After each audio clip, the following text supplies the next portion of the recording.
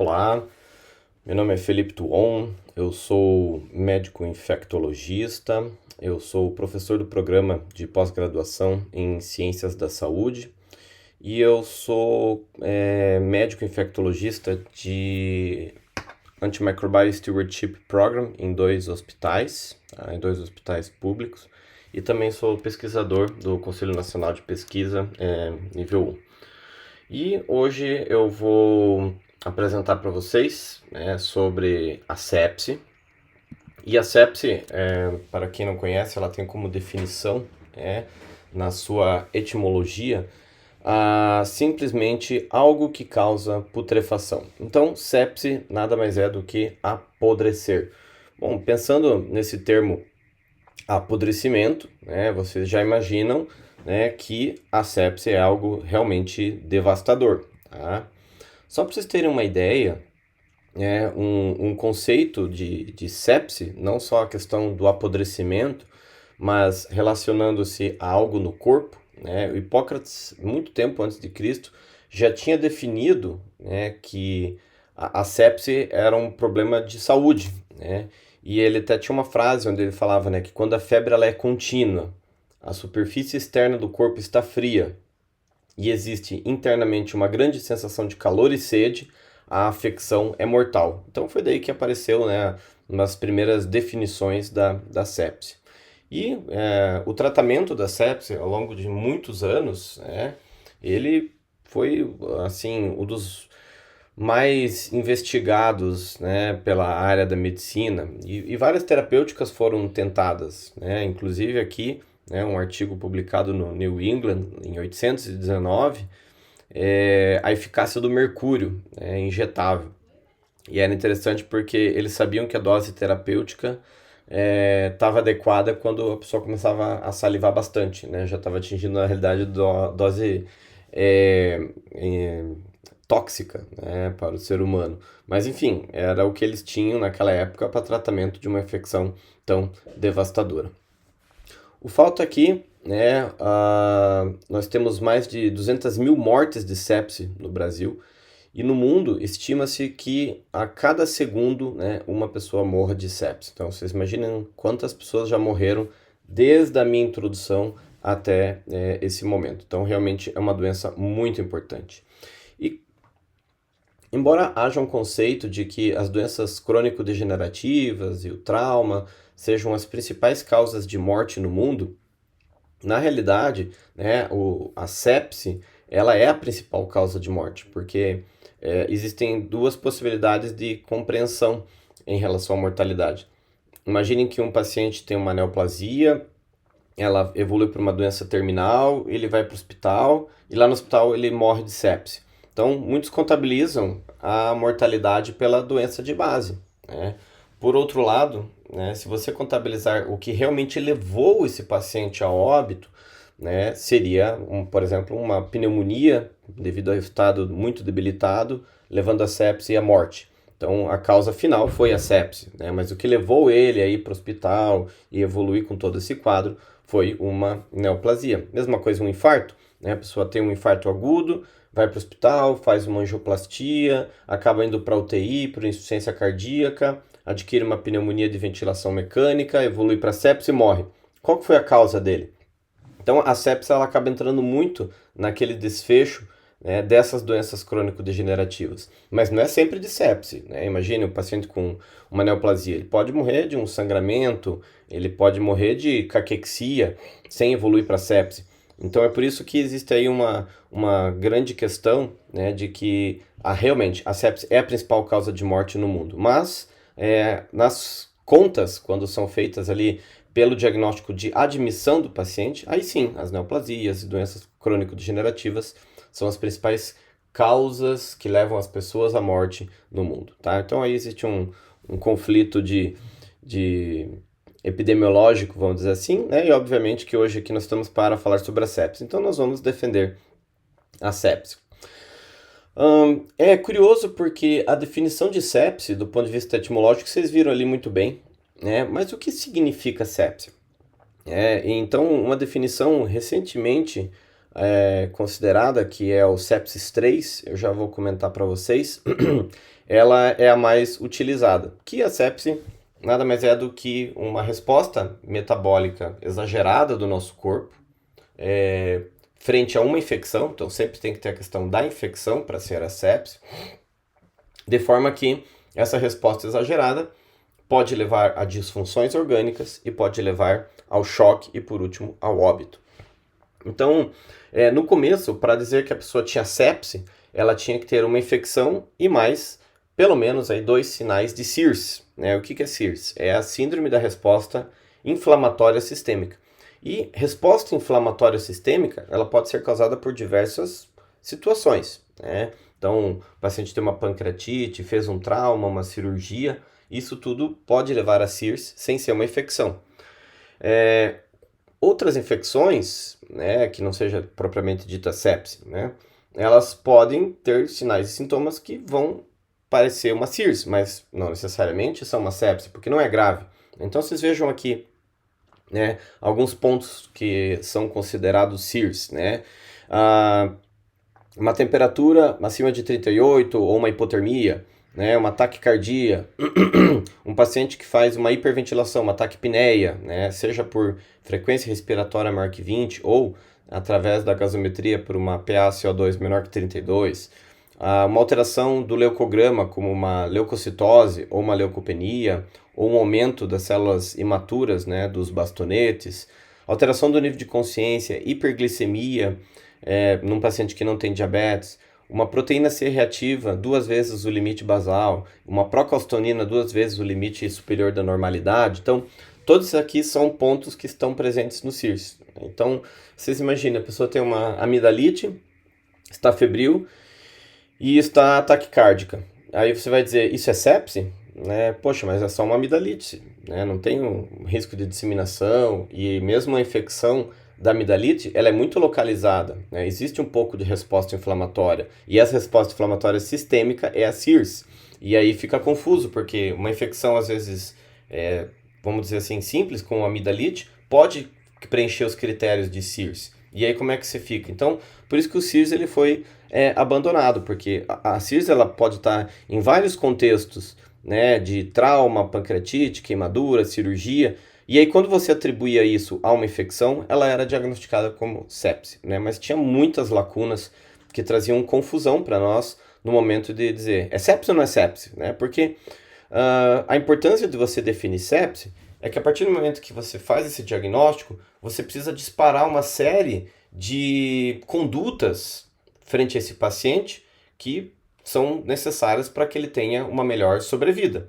Então, quer dizer, eu vou disparar uma série de condutas para uma amidalite? Não. Então, realmente, a definição de sepse ela precisava ser um pouco mais elaborada. Então, ainda partindo desse ponto de vista mais antigo de definição, nós tínhamos, né, a SIRS, né, que era simplesmente essa resposta inflamatória. Nós tínhamos a sepse, que era uma SIRS com infecção. Existia uma definição que era sepse grave, que era sepse e qualquer disfunção orgânica. Então, paciente de insuficiência renal, insuficiência hepática, hematológica, tudo isso era considerado sepse grave. E o choque séptico era aquele paciente que tinha uma sepse, que tinha hipotensão e mesmo você hidratando esse paciente, ele não respondia a volume. Tá? Então, esses conceitos eles acabaram mudando. Né? Então, finalmente, em 2016, né, houve um consenso internacional que definiu, né, a sepse e o choque séptico. E o conceito de sepse, né, ele coloca que é uma disfunção orgânica. Então, veja aqui, já é disfunção orgânica, já entra em sepse. Então, é como se aquela definição antiga eliminasse a sepse grave e a sepse grave virasse sepse. Né? E o que era sepse? Uma infecção, que eu acho mais correto. Tá?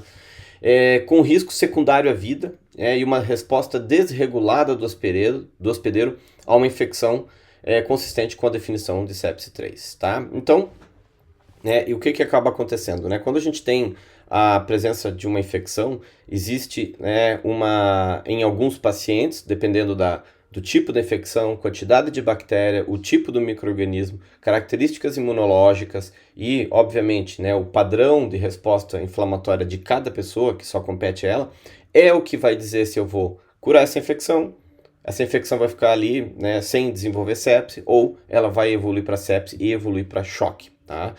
Então, a infecção, né, ela acaba desencadeando uma resposta inflamatória que leva à produção de várias citocinas, vários processos oxidativos, e todas essas moléculas que são lançadas na corrente sanguínea são elas que vão causar a hipotensão, as disfunções orgânicas, as alterações que estão presentes lá no CIRS, né, até como alteração do nível de consciência, que é considerada uma alteração orgânica, e explicar a fisiopatologia da sepse é algo muito complexo. Então, existem vários, né, metabólitos que são liberados e que fazem contrarregulação, mas enfim, eu acho que o que eu queria passar para vocês, né, seria basicamente esse humilde conceito relacionado ao patógeno e à resposta inflamatória como um todo, tá? E dentro daquele conceito, né, a disfunção orgânica, como é que eu posso avaliar a disfunção orgânica, né? Então, eu sei que eu tenho uma infecção e eu tenho um paciente com disfunção orgânica. Então, um dos scores mais utilizados na UTI para avaliar disfunções orgânicas é o SOFA, né? Que é um score que ele apresenta aqui vários, entre aspas, órgãos, né? Como o órgão respiratório, né? A parte de coagulação, plaquetas, né? A parte aqui hepática, que inclui as bilirrubinas, cardiovascular, sistema nervoso central, renal, tá? E cada uma delas tem um parâmetro a ser avaliado e uma pontuação. Tá? E, consequentemente, no final, né, você vai ter lá uma pontuação. Então, o SOFA pode ser 0, quer dizer, uma normalidade completa, né? Mas ele pode ser ali, né, 10, 15, quer dizer, então vai depender da pontuação que cada uma dessas alterações vai culminar. Então, veja que parte respiratória, basicamente, ela é muito considerada o paciente que esteja em ventilação mecânica, né, porque ele considera aqui PO2 e FO2, mas eu posso usar FO2 do ar ambiente. A parte de coagulação está centrada em plaquetas, né, a parte hepática em bilirrubinas, a cardiovascular basicamente em pressão arterial, tá? Então a pressão arterial média. Sistema nervoso central é usado basicamente a escala de Glasgow, né? E a função renal a gente utiliza basicamente a creatinina. Tá? Então a creatinina é o nosso indicador de disfunções orgânicas. O fato é que muitas vezes o paciente não está na UTI, nós não temos todos esses exames laboratoriais no exato momento para poder fazer essa avaliação de disfunção orgânica. Então foi desenvolvido, né, um score que ele é chamado de Quick SOFA, né, é o QSOFA. E ele foca em alguns órgãos que clinicamente a gente consegue avaliar, porque eu não consigo avaliar creatinina, nem plaqueta, nem bilirrubinas, mas o estado mental eu consigo avaliar, a pressão arterial eu consigo avaliar e a frequência respiratória também. Então, esses 3 itens aqui, eles fazem parte do Quick SOFA. Então, quando eu tenho um paciente que tem uma infecção e com pelo menos 2 desses itens aqui, eu vou dizer que ele é um paciente que provavelmente está em sepse. Tá? Então, eu não tenho os outros parâmetros, né, mas são esses 3 aqui, vamos dizer assim, servem como uma triagem num pronto-socorro, numa enfermaria, para dizer, opa, esse meu paciente aqui deve estar em sepse. Tá? Então, o Quick SOFA ele veio para ajudar nesse sentido. Tá? E a definição de choque séptico, tá? Só para dizer para vocês, ela agora teve uma diferença bem grande em relação à definição de choque séptico lá da época da CIRS, né? Que consiste na hipotensão persistente, né, exigindo drogas vasoativas para manter a PM acima de 65, que é o nosso limite inferior aí de vamos dizer assim, onde a gente tem que manter, é o nosso alvo. Tá? Então, essa definição ela é bem diferente, porque a outra não envolvia droga vasoativa, simplesmente hipotensão que não melhora volume. Então, teoricamente, você iniciaria droga vasoativa. Só que aqui tem outro detalhe. Não é só a necessidade de droga vasoativa para manter uma pressão acima de 65 que define choque.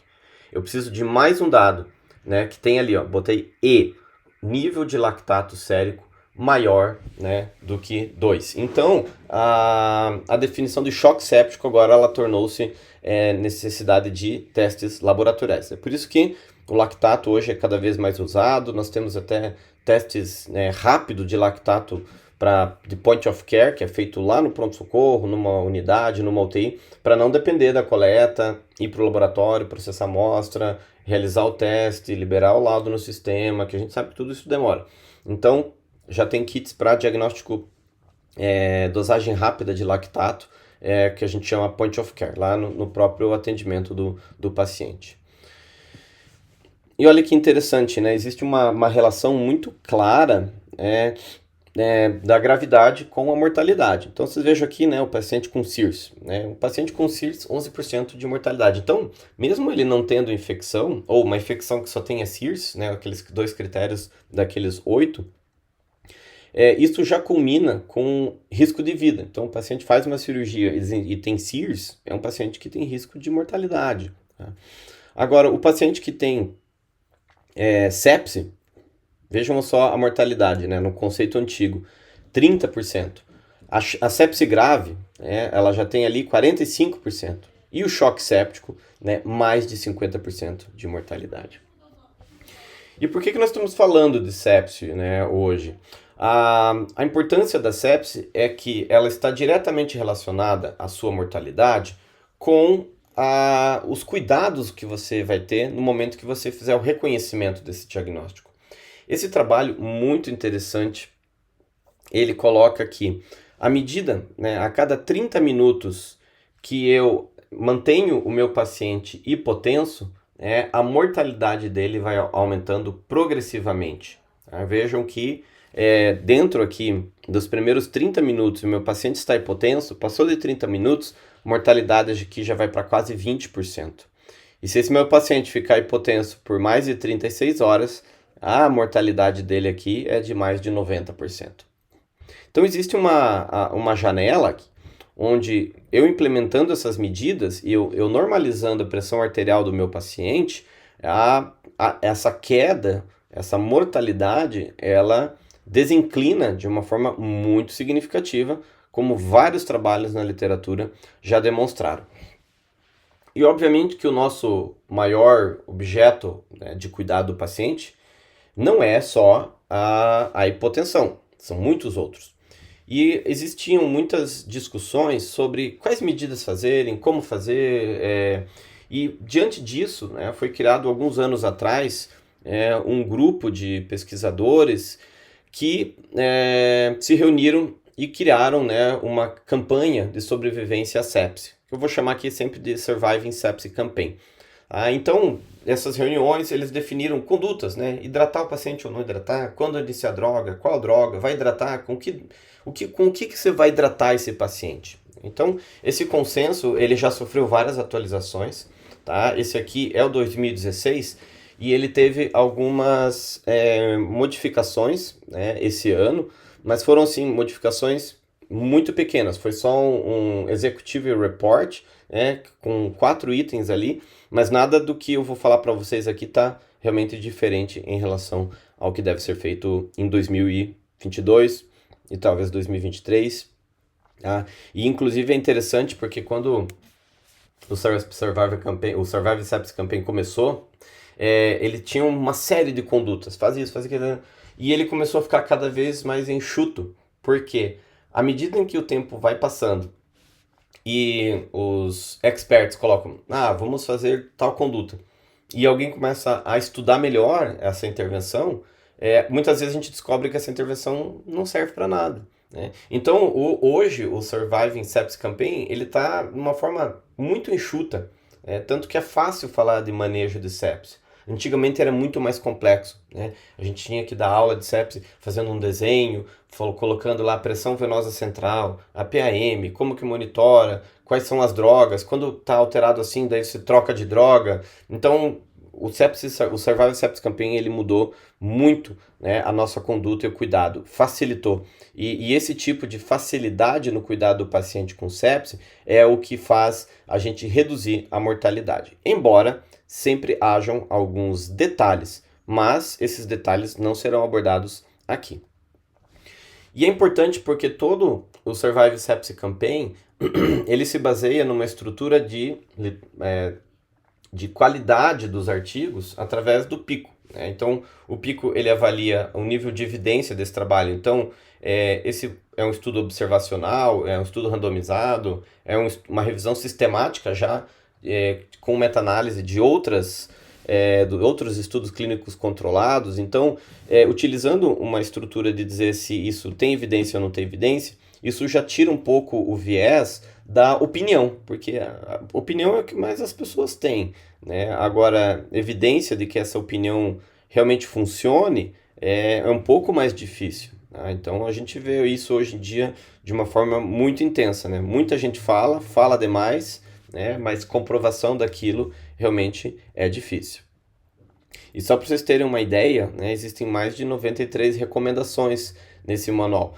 Porém, eu vou deixá-lo de uma forma bem enxuta e focar naquilo que realmente importa numa rotina, tá? Porque as especificidades, elas vão ficar contidas no manejo secundário, não naqueles primeiros minutos e horas onde alguns fatores, que é o que eu vou colocar aqui para vocês, são os que vão definir a mortalidade desse paciente, tá? Então, vocês vão ver ali muito assim, eu vou deixar inclusive em inglês, tá? E lá eles colocam assim, a forte recomendação ou fraca recomendação. E assim, quando eles dizem que a recomendação é forte, é que eles recomendam. E quando a recomendação é fraca, eles sugerem. Quer dizer, o que é recomendado é o bom. Agora, o que sugere já não é tão bom, ok? Então vamos lá. O primeiro item diz relação à ressuscitação inicial do paciente. Ressuscitação porque, né, a sepse é um caminho para a morte. Então, embora ressuscitação possa ter, do ponto de vista etimológico, né, algo relacionado à morte, né, a nossa ideia é que não chegue naquele ponto, né, mas o manejo inicial do paciente, né, ele envolve algumas condutas que são muito simples. E eles colocaram também aqui um BPS, né? O que é o BPS, né? É o Best Practice Statements. O Best Practice Statements, eu vou chamar sempre agora para vocês de BPS ou BPS, é aquilo que você tem que fazer. Não é nem que é strong recommendation, não é assim nós recomendamos, não é nós sugerimos, você tem que fazer. Então, seria as melhores práticas. Então, se você quer montar um protocolo de sepse, o que tem que ter pelo menos os BPS? E aí os que recomendam vêm numa segunda fração, os que são fracamente por terceiro, né? E as especificidades ficam por último. Então veja só, né? Primeiro, a ressuscitação do paciente deve iniciar imediatamente, não há dúvida. Então isso é uma regra muito clara. E imediatamente é à medida que você tem as coisas. Então, precisa hidratar?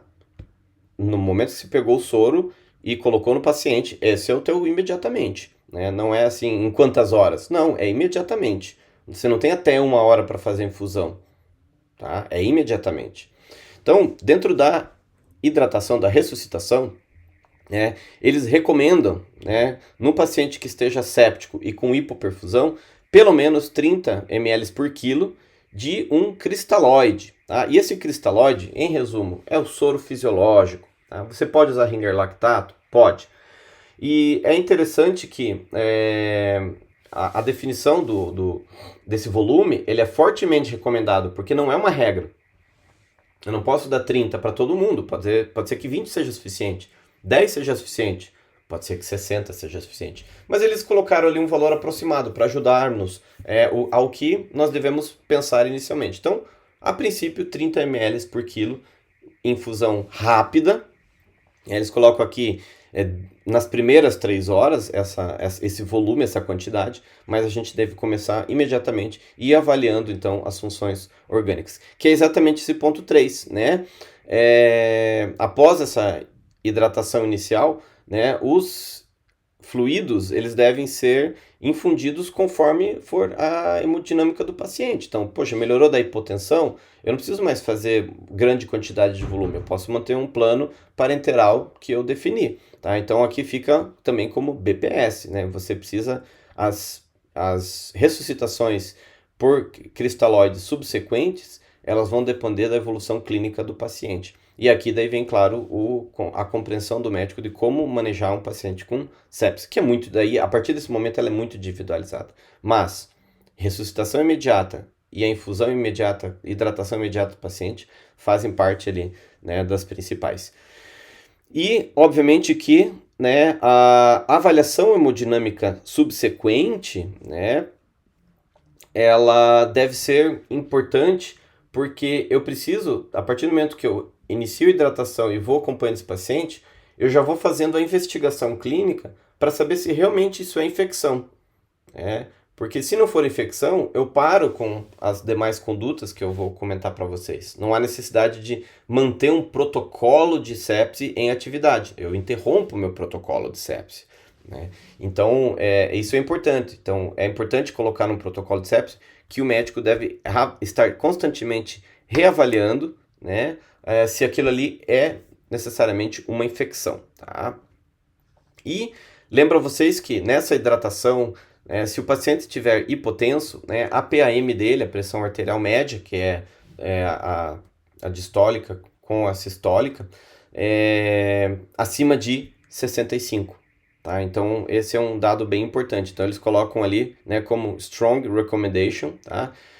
E se o paciente não responder, né, inicialmente à hidratação, você já inicia droga vasoativa. Tá bom? Então, isso é um dado na parte aí da ressuscitação inicial fundamental. Aqui, ó, screening for sepsis e, né, performance improvement. Então, o que eles colocam? Tá? Aqui, eles recomendam que tenham um programa de sepse. Então, é um BPS, tá? Então, você precisa ter, né, todo hospital precisa ter um protocolo, né, para manejo de sepse. Tá? Então, e aí você vai começar a incluir no seu protocolo essas questões. E mais para frente eu vou mostrar para vocês como é que funciona um protocolo de sepse. E esse protocolo de sepse, ele hoje é chamado de bundle. Um bundle nada mais é do que um pacote de medidas que você vai realizar para melhorar o manejo de uma determinada situação. E nesse caso aqui, a nossa situação se chama sepse. Então, só para vocês terem uma ideia, né, tem aqui até o site, tá? É o sepsistrust.org, onde eles têm aqui uma ficha, né, de triagem de sepse. Então, Sepsis Screens Tool, né? Então, como é que eu trio uma sepse? Então, aqui, né, o nome do paciente, idade, tá? Então, assim, o paciente tem mais de 75 anos, alteração imunológica, né? Um trauma, um catéter central, né, uma lesão cutânea. Esse paciente pode ter infecção? Então, são algumas perguntas assim que, teoricamente, sempre que a gente vai ver um paciente, a gente deve pensar, esse paciente pode estar com infecção? Né? Não tem nada para infecção. Está fora da possibilidade de sepse. Não, esse paciente pode ter uma infecção, né? E aí, assim, alguns red flags que a gente chama, né? Ele está confuso? Ele está hipotenso? Está taquicárdico? Está taquipneico? Se ele tiver com algum monitor de oximetria, ele está com uma saturação menor do que 92, né? Chega um exame laboratorial, né? Pô, o lactato está baixo. Então, assim, tudo isso aqui a gente chama red flag for sepsis, tá? Então, aí você dispara, né, provavelmente aqui um protocolo de sepsis, pensando, tem uma infecção e tenho os red flags, né? Então, eu disparo aqui um protocolo de sepsis, tá? E o protocolo de sepsis, veja só que interessante, né? Bem simples, né? Eles colocam aqui, né? O médico está ciente, abriu o protocolo, qual que é o horário, né? Oxigênio, porque o paciente vai precisar de uma melhor oxigenação tecidual, tá? Então, isso aqui não está às vezes lá no Sepsis Survival Campaign, né? Está numa parte de ventilação mecânica, mas é um dado importante, você manter a saturação do paciente acima de 92. Está com acesso? Se não, obtém acesso. E automaticamente retira a amostra de sangue para exames laboratoriais, para avaliar as funções orgânicas e também para coletar uma hemocultura. Então, pelo menos sempre, né, lembrar que a hemocultura a gente colhe pelo menos, né, 2 amostras de lugares diferentes para descartar a contaminação, mas você pode montar no seu protocolo 4 coletas, né, 6 coletas. O ideal são 4, mas 2 é o mínimo necessário. Iniciar antibiótico, então, e tudo isso está aqui com horário, olha só. E a hidratação aqui por último. Veja que ele colocou aqui, ó, dar 20 ml por quilo. Então vocês vejam que o Survival Sepsis Campaign fala uma coisa, esse material aqui é 2020, né, ele coloca 20, então você pode definir, né, esses valores não são assim tão exatos. E por que vocês acham que ele sempre tem a hora que cada uma dessas ações foi realizada? É dessa forma que nós vamos poder avaliar como está indo o nosso cuidado, porque se esse paciente vai a óbito, e aí existe a grande questão, poxa, será que o nosso protocolo de sepse tá bom? Será que nós estamos cuidando bem dos nossos pacientes? E aí você descobre que o antibiótico demorou muito tempo para ser iniciado. A hidratação levou muito tempo. Então, você vai poder tomar medidas de educação, né, conforme o problema em que foi encontrado. Porque senão sempre você vai chegar assim, poxa, nossos pacientes com sepsis têm uma alta mortalidade. O que será que está acontecendo? Né? E se você tem um bundle como esse aqui, é possível que você faça a medida, as avaliações e, consequentemente, ações para que elas sejam melhoradas ou corrigidas quando há um erro. Tá? Em relação ao diagnóstico da sepse, é fundamental. Então, é um BPS. Tá? Então, você precisa fazer culturas para identificar a etiologia da sua sepse. Então, hemocultura, sempre. Todo paciente com sepse deve ter coletado hemocultura. E você pode pedir outras amostras de cultura conforme o sítio possível, provável de infecção. Então, se eu estou suspeitando de infecção urinária, vou coletar uma urocultura. O paciente está com infecção respiratória, vou coletar um escarro ou um aspirado traqueal, um lavado broncoalveolar. Lembrando que tudo isso aqui não deve atrasar o início do antibiótico e nem qualquer outra medida. Ele corre em paralelo com as demais condutas, não é passo a passo, é praticamente tudo ao mesmo tempo, tá? E o importante lembrar vocês que não se pede cultura de tudo para os pacientes. A tua coleta de cultura ela deve ser guiada para o foco mais provável, porque senão você vai ter uma bacteriúria assintomática e aí pode ser que o médico ache que aquilo ali é a etiologia da infecção, aí ele descalona o antibiótico e o paciente piora. Então tem que ter muito cuidado, né, em impedir culturas de uma forma desnecessária. Só para vocês terem uma ideia, né, veja o erro da antibiótico terapia nos pacientes com sepse. Então, uma sepse comunitária, 17% de erro. Uma sepse hospitalar, 34% de erro na escolha do antibiótico. E num paciente que já usou antibiótico dentro do hospital, 45% tem erro na prescrição de antibiótico. E erro que eu estou falando antibiótico que não vai funcionar, porque a bactéria é resistente. Então, é muito importante que se tenha conhecimento da epidemiologia e se monte um protocolo de antibióticos para sepse, tá? Porque o Surviving Sepsis Campaign, ele não diz nada sobre qual antibiótico você tem que usar. Ele é muito claro. Ele coloca, você deve usar antibióticos de amplo espectro. E amplo espectro porque você não sabe o que o paciente tem. Então tá aqui. A primeira dose do antibiótico na sepse deve ser intravenosa. Tá? As subsequentes você pode fazer via oral. E ela deve ser iniciada dentro de 1 hora, no máximo 1 hora. Esse 1 hora é mais assim para dar uma oportunidade, né, para um protocolo de sepse, um tempo limite. Né? Então, assim, até 1 hora é aceitável, mais de 1 hora não é aceitável. Mas qual que é o melhor? Quanto antes. Então, se você pode em 15, em 20, 30, ok. Mas não pode passar de 1 hora, senão vamos dizer assim, isso aqui é um evento adverso se eu abrir um protocolo de sepse. Uma coisa é não reconhecer a sepse, uma coisa é você reconhecer e não saber manejá-la conforme um bundle, ok? Então, como eu falei, os antibióticos aqui, né, de amplo espectro, né, o Broad Spectrum Antibiotics, e a recomendação aqui é forte, tá? Agora, de BPS são apenas essas últimas 3. Veja que interessante. Eu tenho a bactéria identificada, eu devo reduzir o espectro do meu antibiótico. Então, reduzir o espectro é BPS. Antibiótico de amplo espectro é Strong Recommendation.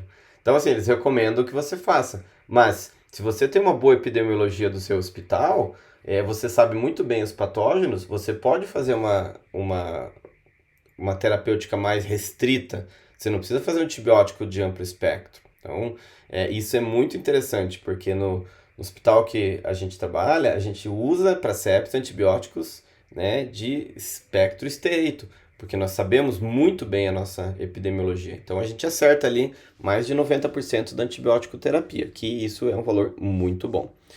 Além do BPS, reduzir o espectro de ação, né, faz parte aqui do BPS não usar antibiótico profilático em algumas situações, como pancreatite, queimaduras. Então, veja que isso é BPS, né? É mais assim básico do que o antibiótico de amplo espectro. Mas eu sei que a maioria das pessoas se preocupa muito com o item 1 e 2, mas os BPS estão abaixo. Tá? E olha só o BPS, né? Nós recomendamos que a estratégia de otimização da dose dos antibióticos seja feita por PKPD.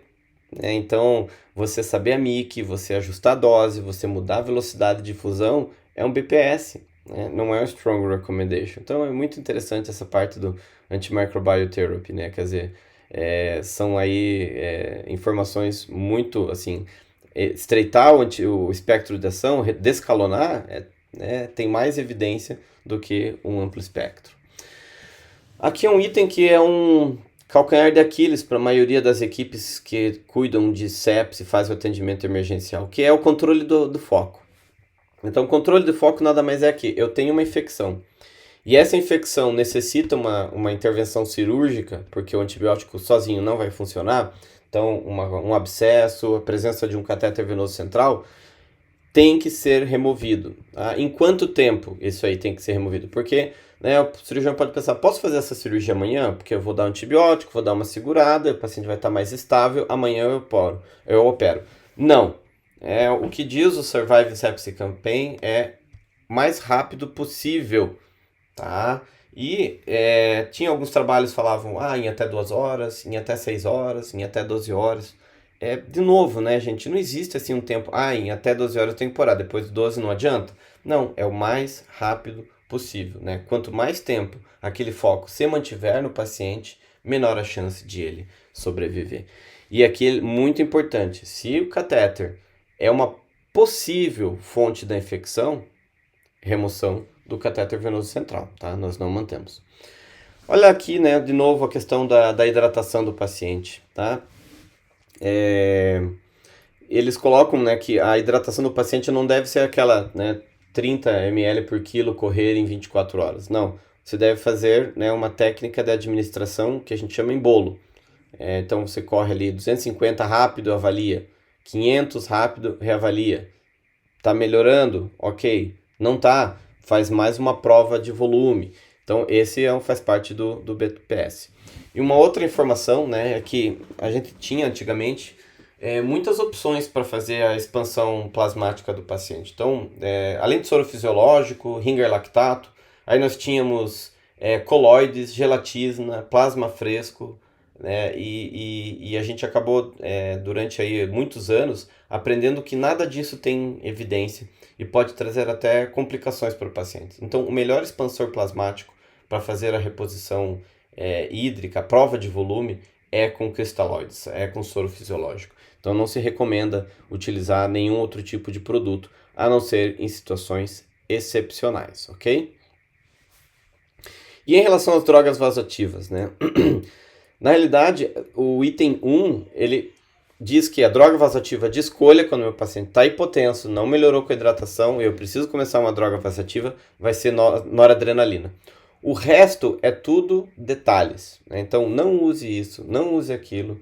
Se for usar isso, considerar apenas nessa condição, né? E todas as recomendações são fracas. Tá? Então a droga de escolha é noradrenalina. Tá? Então isso é muito importante deixar claro dentro de um protocolo de sepsis para evitar que o médico, né, no pronto atendimento, utilize uma outra droga vasoativa, a não ser que ele tenha alguma justificativa muito clara. Mas se for hipotensão por sepsis, é noradrenalina.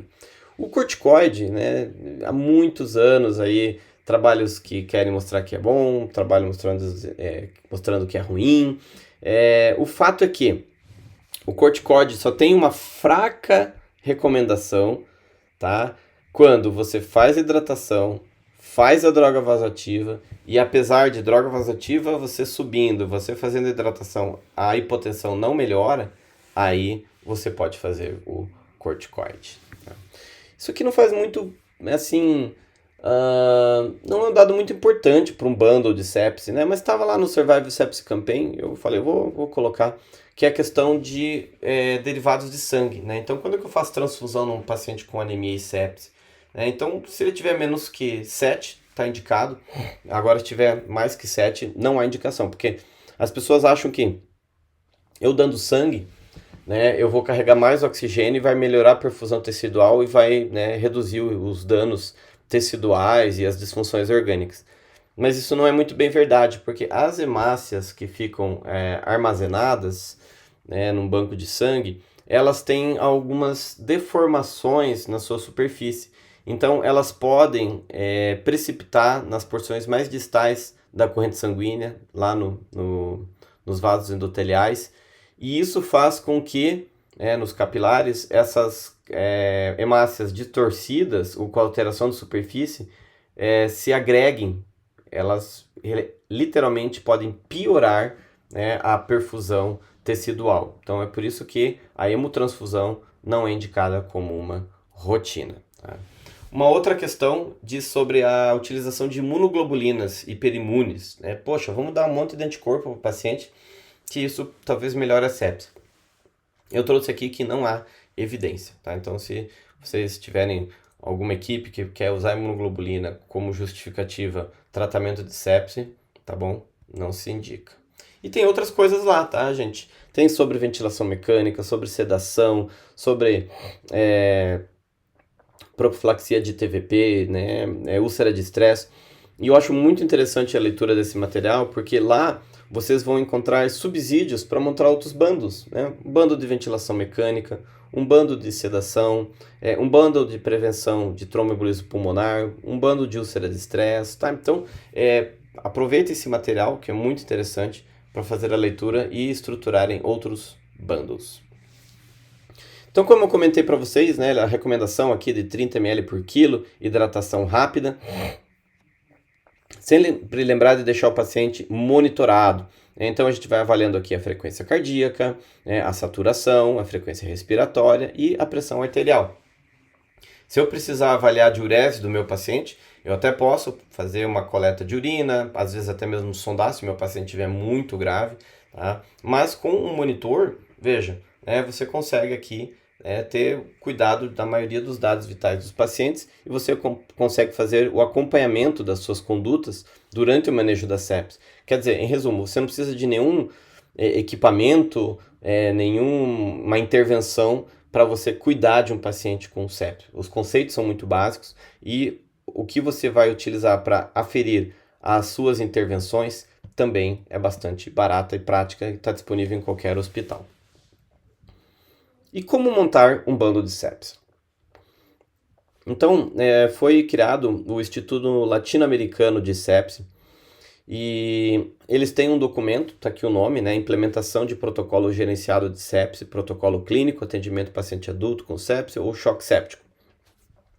Se vocês pegarem esse documento, ele é muito, mas muito parecido com tudo que eu falei até agora, que é o Survival Sepsis Campaign. Até porque não há muito que nós inventarmos a roda. Muitas pessoas ao longo de décadas aí já desenvolveram cada uma daquelas condutas e pouco a gente tem a acrescentar de novidade em relação aos cuidados básicos da sepse. Só para vocês terem uma ideia, esse aqui é o nosso bundle de sepse, né? Ele está sempre em atualização. Esse aqui é do ano passado ainda, né? Então, nós temos que ter um POP, então esse aqui é um POP, não é um bundle, né? Onde o que fazer e que cada pessoa faz. Então, tá aqui, né? O paciente está internado, apresenta ali pelo menos 2 sinais, né, do Quick Sulfa. Então, esse paciente aqui vai ser provavelmente triado por um bundle de sepse. Então, o paciente está numa unidade? Sim. Então, aciona um time de resposta rápida, né? E desencadeia o protocolo de sepse. Então tá aqui, ó, protocolo de sepse. Daí vai preencher um formulário, desse que é o formulário de sepse. Aí esse formulário vai para a farmácia para liberar a medicação.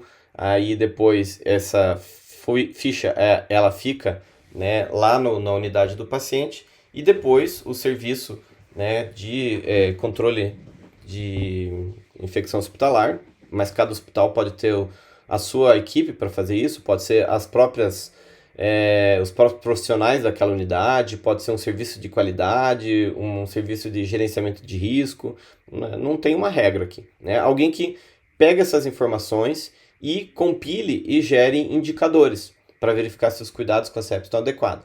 Mas você pode ter um sistema no computador onde é tudo automatizado e aí fica mais fácil para gerar relatórios, né? Não precisa redigitar nada, tá? Então a gente já está nesse caminho e isso facilita muito a avaliação dos indicadores de sepsis. Tá? Então essa aqui é mais ou menos a nossa ficha. Tá? Ela tem também no computador, então a pessoa só vai clicando e escrevendo e aí isso sai automático. Onde temos que ter, obviamente, a identificação do paciente, né? Aonde ele está, que antibiótico que ele está usando. Esse QR Code aqui é para baixar o aplicativo, então se o médico chegou um novo residente, um médico novo no hospital, né, e ele fala, qual que é o protocolo de sepsis de vocês? Como é que é o protocolo? Então, aqui tem o QR Code e ele consegue entrar no aplicativo de celular do nosso hospital e lá tem o como fazer o manejo da sepsis e quais antibióticos escolher.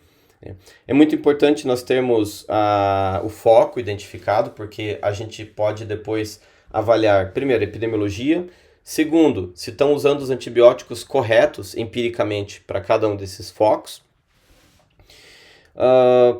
Questão aqui dos critérios, a gente mantém então o score de SOFA, porque é muito usado na UTI, o Quick SOFA, geralmente utilizado no pronto-socorro e nas unidades de internação. E nós deixamos aqui a CIRS. Na CIRS você não precisa colocar, mas a CIRS a gente usa como um molde de segmento, né, dos pacientes, até porque serve como uma contraprova daquilo que o Quick SOFA não tem, né? Então, digamos que o paciente tenha só taquicardia, mas não tem confusão mental e não tem hipotensão, então ele não tem sepsis? Não, mas o médico considerou como sepsis. Então a gente avalia de uma forma contínua até hoje ainda a CIRS. E aqui é muito importante, dispensação pela farmácia, o horário, né, e quem que dispensou, o horário da dispensação do antibiótico. Porque eu tenho aqui a hora da abertura, que horas que foi diagnosticada a sepsis, que horas que a farmácia liberou o medicamento, e depois quando a equipe de enfermagem infundiu. Porque se eu descubro que o meu antibiótico está sendo recebido 2 horas depois, eu preciso saber se o problema é da abertura até chegar na farmácia, da farmácia até a enfermagem fundir. Então esse é um ponto que eu posso avaliar ao longo do tempo. E aí essa avaliação pode ser semanal, mensal, bimestral. Você, né, quem está gerenciando o protocolo de sepsis, vai definir com a alta administração qual que será a melhor forma de reportar e fazer as condutas. Tá? Então aqui, né, eu consigo avaliar num bando, né, a unidade onde estão acontecendo as sepsis e, conforme os outros parâmetros aqui, ver se essa minha unidade está tendo um bom desempenho ou um mau desempenho. Porque se estiver apresentando um mau desempenho, eu preciso fazer o diagnóstico, né, e fazer alguma intervenção naquela unidade, porque senão eu vou fazer no hospital inteiro. Né? A gente sabe que isso é maçante, cansativo e nem sempre tem um impacto significativo. Foco, como eu já comentei, que critérios que o médico acabou utilizando para fazer o diagnóstico da sepsis. E aqui o indicador, né, muito importante, que é o tempo da abertura da ficha, a gente chama lá de tempo sepsis antibiótico, até o início da infusão do antibiótico. Esse é um indicador muito importante, por isso que eu pus um destaque para ele. O tempo da sepsis até a coleta da hemocultura, isso é mais para a gente entender se as coletas estão sendo feitas antes do antibiótico. Não que precise, você nunca vai atrasar o antibiótico esperando que seja coletada a hemocultura. Mas a gente quer ter uma ideia se o nosso laboratório está demorando demais, se ele está conseguindo colher antes. Os pacientes que têm sepsis e têm lá culturas negativas, né, e ali a gente acompanha as culturas. Será que não é porque o laboratório está demorando muito para coletar a hemocultura e essa hemocultura está sendo coletada depois de já ter iniciado o antibiótico? Então fica lá um ponto de interrogação. Então é um indicador de qualidade do manejo da sepsis que a gente mantém e muitos hospitais também mantêm essa avaliação. Mortalidade é fundamental, a gente precisa saber qual que é a mortalidade do nosso hospital, né? A gente também avalia o percentual de preenchimento, porque essa é uma forma de avaliarmos o engajamento da equipe em relação ao protocolo SEPS. Quando o protocolo ele não está muito bem preenchido, quer dizer que nós precisamos retreinar essa equipe, porque provavelmente eles não estão dando o devido valor, está tendo algum outro problema em relação aos cuidados com SEPS que precisam ser melhorados. Então, no nosso hospital, né, vocês vejam que ali a média da abertura do protocolo até chegar na farmácia dá uns 15, 16 minutos. É um tempo grande. Já da farmácia até fazer infusão, vai ali, na realidade é acumulativo, né? 14 menos o 21 ali. Então seriam 6, 7 minutos, né, da farmácia até a infusão. E se nós pensarmos na abertura do protocolo até a infusão, nós temos uma média aqui de 39, 40 minutos. Então nós estamos aí dentro da média, fazendo as coisas em menos de uma hora. A média, não quer dizer que são todos. Então muitos pacientes fogem aí desse tempo de protocolo. As unidades, como eu comentei para você, então você veja que o pronto-socorro e as UTIs aqui respondem por mais de 80% das aberturas de SEPS. Então é onde a gente tem que focar mesmo. E aqui é a adesão ao preenchimento da ficha, com todos os dados possíveis, né? No começo era muito ruim, isso foi melhorando, tá? E hoje nós temos aí em torno de 95 a 98% de adesão ao protocolo de SEPS. Estamos acima de uma meta aí que a gente desenvolveu algum tempo atrás. E agora com relação ao protocolo de antibióticos, né? Que antibiótico vou usar? Então nós temos um aplicativo, né, que é o atbuc.goodbarber.com ou .app, tá? A gente usa os dois. Então na hora que o médico, ele geralmente já tem o aplicativo, ele abre, tá? E olha só que interessante, né? Então ATBUC, protocolos NECI, infecções, cirurgia, culturas. Mas quando você abre a tela do nosso aplicativo, o primeiro item que aparece aqui em cima é sepse, tá? Então vamos lá, vamos falar agora de alguns casos clínicos, tá? E depois a gente parte aí para a parte do PPS, que é o que fazer quando eu já tenho a bactéria identificada num paciente com sepse. Então, AV, feminina, 78 anos, diabética, insulino dependente, DPOC, tabágico, teve um infarto há 6 anos atrás e chegou no pronto-socorro com uma insuficiência respiratória, precisando até de intubação orotraqueal. Ela estava hipotensa, e o relato familiar é de que ela teve uma piora da falta de ar uma semana, com tosse produtiva, escarro amarelado, febre de 38,7. Então, a minha pergunta é, esse paciente tem sepse? Veja ali o meu monitor, né? 24 de frequência respiratória, 80 por 60, então ele está hipotenso e taquipneico. Então ele tem 2 critérios aqui do QuickSOFA. Então esse meu paciente deve estar em sepse. Então a gente abre um protocolo de sepse e nas primeiras horas ali a gente tem que monitorar bem esse paciente, hidratá-lo, fazer droga vasoativa sem hipotensão, antibiótico, coleta de culturas, tá? Então aqui a radiografia da nossa paciente, então tinha uma consolidação no lado direito e foi coletada a hemocultura, né, como faz parte do protocolo de sepse, e veio um Streptococcus pneumoniae sensível a ceftriaxone, tá? Que antibiótico começar? Aqui não é recomendação de antibiótico, né? Então lá no nosso manual a gente tem, né, a questão de qual que é o protocolo de sepse empírico da comunidade do nosso hospital, mas cada hospital tem que ter o seu. Aqui o HJM, feminino 6 anos, sem doenças prévias. A mãe relata que a criança apresentou febre. Estava com calafrios, piora do estado geral e irritabilidade. Há 2 horas notou o aparecimento de lesões avermelhadas. Estava sonolenta. Tem sepse ou não tem sepse? Bom, alguns podem considerar alteração do nível de consciência como um fator. Mas e o resto? E hipotensão? Não tem. Então a pessoa pensaria assim, nossa, não vou abrir protocolo de sepse, só tem um critério do QuickSOFA, tá? Ah, mas não tem escrito aqui respiratório. Vamos dizer que seja 18. Tá? Então, o que a gente faz com uma situação que nem essa? Essa criança teve uma meningite meningocócica, tá? E nesse caso, não deveria ter aberto o protocolo de sepse. Aqui vem a questão do julgamento clínico. Então, você saber que isso provavelmente é uma infecção muito grave. Então, eu tenho que manejá-lo o mais rápido possível, iniciar logo o antibiótico, fazer hidratação, fazer aquilo que manda a sepse, mesmo não tendo ali, né, todos os critérios, tá, do Quick Sulfa, ou até mesmo do Sulfa. Então, respeito clínico, vamos dizer assim, né, é muito importante. Quer dizer, então o médico pensar, olhar e falar, isso aqui é grave, isso aqui é como se fosse uma sepse, preciso dar antibiótico dentro da primeira hora. É a mesma ideia. 60/40, então tá hipotenso, tá ataque pineico, tá? Então abre protocolo e o protocolo inclui continuar a monitoração, né, a hidratação do paciente, a prova de volume, droga vasoativa sem hipotensão, antibiótico e coleta de culturas. E aí aqui veio o líquor, né, dessa criança. Leucócitos, mais de 1 milhão de leucócitos, muita célula branca, predomínio de polimorfonucleares, então lembrando aqui muito uma meningite bacteriana, tá? A glicose um pouco baixa, estava dando 23. Então aqui eu estou com um caso, né, clássico de meningite bacteriana, tá? E agora em relação ao descalonamento e escalonamento na sepse. Então eu trouxe aqui um modelo de antibiogramas para vocês, para a gente fazer uma discussão da escolha de antibiótico num paciente com sepse, né, conforme o perfil de sensibilidade das bactérias.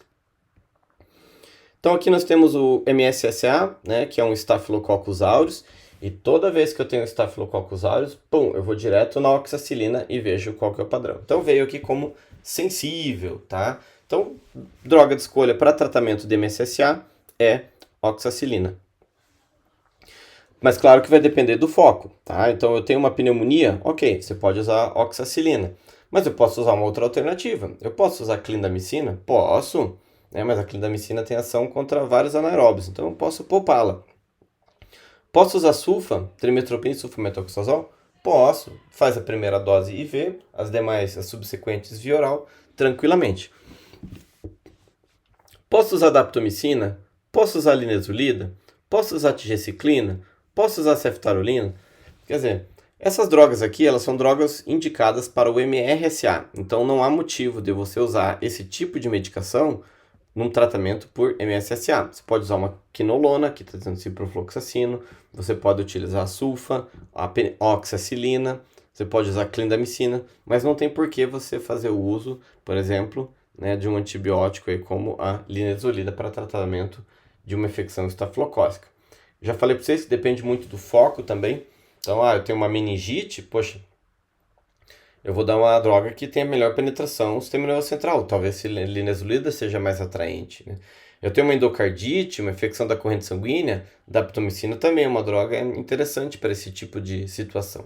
Tá? Então, você precisa entender, né, qual que é o foco que você vai vai responsabilizar esse patógeno. Aqui, novamente o Staphylococcus aureus, você com oxacilina, então resistente, portanto é um MRSA.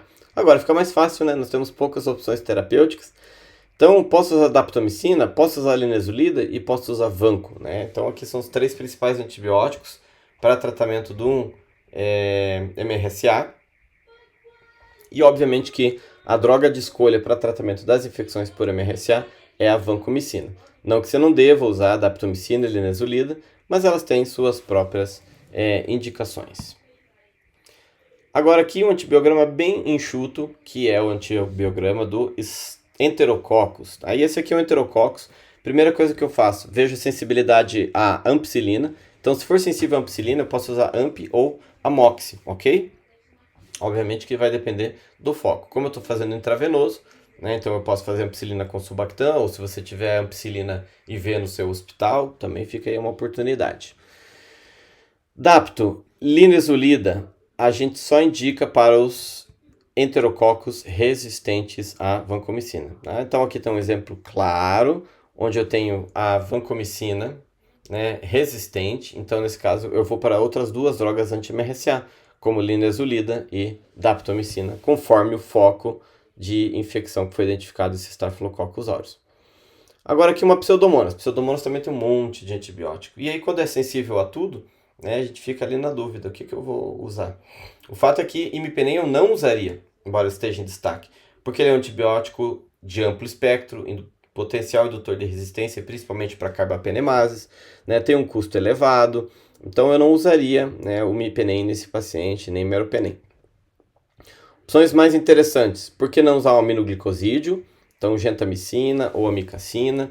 Eu posso usar o Astrionan, que é um beta-lactâmico com atividade exclusiva para gram-negativos, fica aqui uma dica, então. Posso usar um aminoglicosídeo, gentamicina, amicacina? Pode utilizar. Posso usar uma cefepima? Até poderia, mas você tem outras opções que são menos selecionadoras de bactérias multiresistentes. Eu vou ter um espectro menor. E aí, nesse caso, eu posso usar uma cefalosporina de terceira, como a ceftazidima, no lugar do carbapenêmico. Mas você também pode usar com segurança as quinolonas, tá? Então ali foi testado o ciprofloxacino sensível, e uma penicilina com inibidor de beta-lactamase, uma penicilina anti-pseudomonas, que é a piperacilina com o tazobactam. E agora? De novo uma pseudomonas, só que agora R para tudo. Então aqui realmente vai depender de um infectologista, avaliar a condição clínica do paciente, qual que é o foco e, quem sabe, considerar a possibilidade de uma terapêutica combinada. Tá? Lembrando que esse tipo de perfil agora tem mudado bastante a conduta, uma vez que nós temos a ceftazidima com avibactam no hospital. Então ela tem o avibactam é um inibidor de beta-lactamase, tá?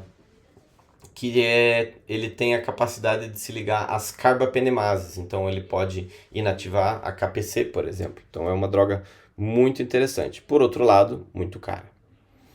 E aqui, uma E. coli sensível a tudo. Claro que a grande pergunta é onde é que está essa E. coli? É na urina? É no sangue? É no pulmão? Tá? Então vejam que eu tenho várias opções terapêuticas, mas eu vou tentar o espectro mais estreito possível. E aqui seria a gentamicina, né? Ou seria lá embaixo a sulfa. Tá?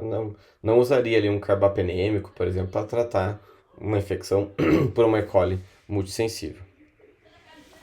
De novo aqui, né, uma Klebsiella resistente aos carbapenêmicos, e aí ela pode ser considerada aí como uma provável KPC, né? KPC é Klebsiella pneumoniae carbapenemase.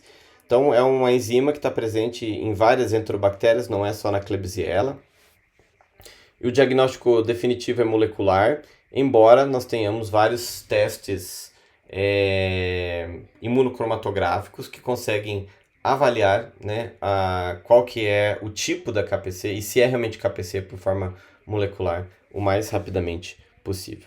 Então, de mensagens finais que eu queria deixar para vocês é lembrar muito bem das definições de sepse, né? Então lembrar da SIRS, sepse grave, choque séptico, como que está agora a nova nomenclatura desse tipo de infecção, para que a gente possa definir uma melhor abordagem para o meu paciente. Tá? É importante que a gente reconheça a sepse. Então, para reconhecer a sepse, precisa educação continuada das equipes assistenciais, médicos, enfermeiros, farmacêuticos e as equipes de apoio, laboratório, por exemplo, porque eles precisam estar sinalizados que aquele ali é um paciente séptico. Então, as coisas têm que andar um pouco mais rápidas em relação à identificação e liberação de resultados. Você precisa ter ações imediatas. Então, essas ações precisam estar prontamente disponíveis para a equipe médica, para a equipe de enfermagem. Então, reconheci, abra um protocolo, é uma conduta imediata. E aí vamos lá para cada uma daquelas, né? Hidratação, antibiótico, controle de foco, tá? Quando não fazer isso, quando não fazer aquilo. E para isso você estabelece um bundle de medidas, tá? E aí você vai definir como que você vai triar, se você vai usar o Quick Solfa ou apenas o Solfa, tá? Então isso é importante ter no seu bundle. E as horas de abertura, a hora de retirada da farmácia, a hora de infusão, também é importante para nós avaliarmos se o início do antibiótico está sendo adequado. Já falei da questão de treinamento, que é muito importante. Definição de protocolos, então é importante que vocês tenham protocolos de sepse, tá?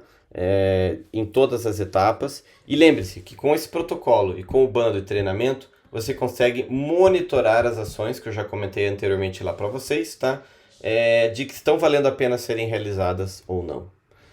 Então eu gostaria de agradecer a todos. Um agradecimento aí especial à equipe que trabalha comigo no Laboratório de Doenças Infecciosas Emergentes, a nossa Health Tech Vina, né, a Universidade PUC, por proporcionar as pesquisas, incluindo pesquisas em sepse na nossa área, tá? Ao hospital que faz pesquisa clínica conosco, o Hospital Universitário Cajuru, e deixo aqui um e-mail para quem tiver interesse em cursos de antibióticos, cursos de stewardship, tá? E também quem tiver mais interesse na parte de antibióticos, sepsis, infecções, bactérias, tem aqui o meu canal no YouTube, Antibióticos e Bactérias de A a Z, é fácil de achar. E deixo o meu contato da minha rede social do Instagram e também o meu e-mail para quem quiser entrar em contato. Muito obrigado.